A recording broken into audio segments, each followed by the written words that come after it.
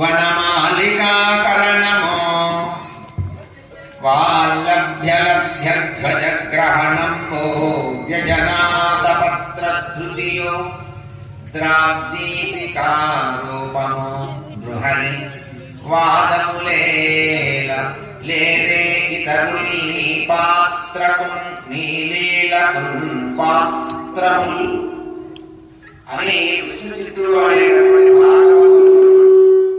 భాగవత నిష్ఠ కలిగినటువంటి విష్ణు చిత్తుడు చెప్పిన మాటలు. భగవంతుడు ప్రతిరోజు మాట్లాడుతూ ఉంటాడండి ఆయనతో. మరి మనతో మాట్లాడతాడా భగవంతుడు అని కనుక మనం అందరం అనుకుంటే మాట్లాడతారా మనతో? ఏమండి, మాట్లాడే స్థాయి మనకందరికి ఉన్నది. కాకపోతే ప్రతిదానికి ఒక స్థాయి ఉంటుంది కదా, అది ఎప్పుడు వస్తుందో తెలియదు. ఇప్పుడే రావచ్చు, రేపు రావచ్చు, ఎల్లుండి రావచ్చు, అసలు రాగానే పోవచ్చు.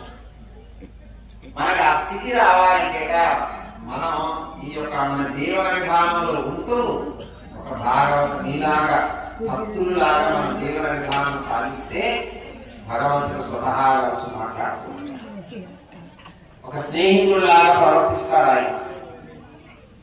అది ఎవరికైనా, స్త్రీకైనా, వృద్ధులకైనా, పిల్లలకైనా, ఎవరికైనా సమానమైనటువంటి స్థితి అది. విష్ణు చిత్తుల వారు ఒక అర్చకుడు, ఆయన అర్చక స్వామి. వారు శ్రీవిల్లి పుత్తూరు అనేటటువంటి గ్రామంలో ఆలయం, వటపత్రశాయి ఆలయం ఉన్నది. ఇది రామాలయం కదా, అలాగే అక్కడ వటపత్రశాయి ఆలయం ఉన్నది. ఆ ఆలయంలో ఆయన అర్చకులుగా పూజ చేస్తూ ఉంటారు. ప్రతిరోజు కూడా స్వామిని పూజిస్తారు, ప్రతిరోజు మాట్లాడతారు.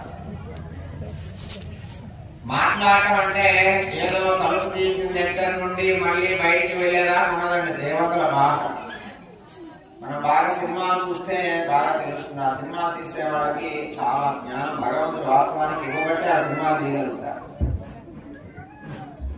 చాలా మంది రాక్షసులు తపస్సు చేస్తారు, బ్రహ్మగారు వస్తారు. సినిమాలు చూశారు కదా, ఏం వరం కావాలి నీకు భక్త అంటాడు. నాకు ఫలానా వరం కావాలి అని కోరగానే తదాస్తు అని ఏమవుతారు ఆయన? వెళ్ళిపోతాడా లేదా?